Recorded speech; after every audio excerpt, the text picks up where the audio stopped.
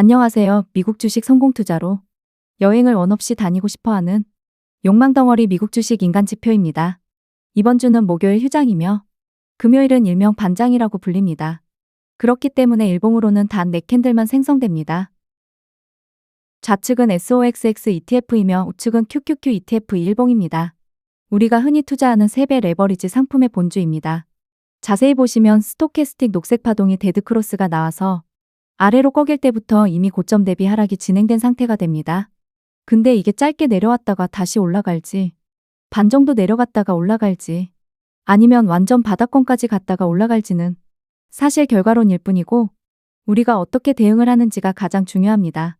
그러면 현재는 분할 매수 잘해서 녹색 파동이 다시 골크를 만드는 상황에 오면 분할 매도를 이어가면 됩니다.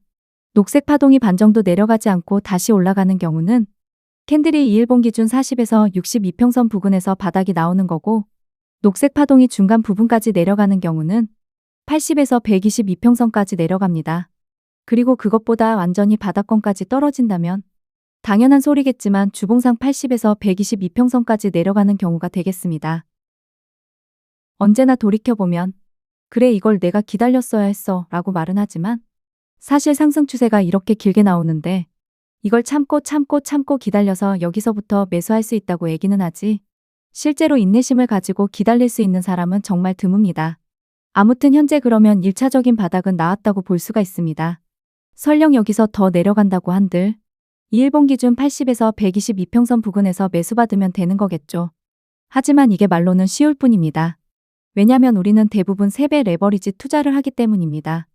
나스닥이라면 대략 5에서 7% 더 내려갈 수도 있다는 거고 반도체라면 10% 더 내려갈 수도 있다라는 소리가 됩니다. 이게 한 배수 기준이니까 3배수라면 겁나는 건 어쩔 수 없습니다. 근데 반대로 저점 이탈이 없다면 전고점 부근까지는 일단 간다는 소리가 됩니다. 그나마 어느 정도 대응이 가능한 계단식 하락일 때 패턴은 내려오고 있는 22평선이 42평선과 데드크로스를 만들 쯤에 캔들이 그 아래로 내려가면 거의 확정적입니다. 대충 현재 상황을 봐서는 12월 10일 부근이지 않을까 싶은데 세력들이 딱 FOMC 부근으로 설정을 한 듯 보입니다. 아마 이때도 비트코인 운명이 결정날 듯합니다. 그럼 그때까지는 나스닥이 전고점 부근까지 간다 한들 또다시 눌림을 줄 가능성이 높습니다. 뭐 그건 하루하루 종가를 보고 판단해야 할 것 같고요. 근데 2일봉 기준이기 때문에 12월 10일까지 6캔들 밖에 남지 않았습니다. 그러면 남은 현금을 혹시 모를 저점 이탈을 위해서 남겨두고 혹은 저점 이탈 없이 전고점을 돌파하는 상승이 나오면 그 후에 눌림에 추매를 할지 아니면 전고점 돌파할 때 한번 추매를 할지 고민을 하면 됩니다. 여기서 위아래 움직임 가지고 심쿵할 필요는 없습니다. 우리는 큰 추세를 먹어야 하는 게 좀 더 쉽게 주식 투자를 할 수 있기 때문입니다. 물론 3배 레버리지 상품 투자니까 좀 더 시간봉을 줄여서 타이트하게 비중 관리하기 위한 최소한의 대응을 할 뿐입니다.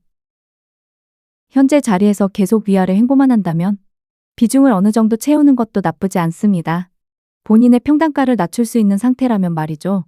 그리고 어느 정도 비중을 맞춘 상태라면 굳이 위로 갈지 아래로 갈지 생각지 말고 대응을 하면 되긴 하는데 혹시라도 저점 이탈 패턴이 너무 명확히 보이면 그때 가서 손절을 하던 비중 축소를 하던 하면 될 것이고 다만 2024년 8월 블랙먼데이 같은 주말이 지나고 나니 월요일부터 떡락하는 패턴이 나온다면 사실 이걸 완벽히 더 떨어진다 했제라는 식이 아니라면 대응하는 게 매우 어렵습니다. 그렇기에 저점에 대한 확신을 가지고 비중을 너무 세게 들어가면 매우 아픈 상황이 발생할 수도 있기에 여기까지도 떨어질 수 있구나. 떨어지고 나서 이유를 찾는다 한들 내 계좌 상태는 이미 파란 하늘일 테니 너무 뉴스에 휘둘리지 말자입니다. 구독과 좋아요, 알람 설정은 무료입니다.